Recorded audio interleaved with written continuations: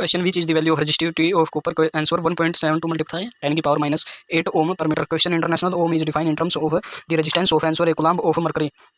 Question: 3 identical resistors are first connected in parallel and then in series. The resultant resistance of the first combination to the second will be answer 1/9 times. Question: write the correct statement for VPRI relationship. Answer: P is equal to VI and P is equal to I square R. Question: which method can be used for absolute measurement of resistance? Answer: Wheatstone bridge. Question: 6 ohm resistor are connected to from a triangle.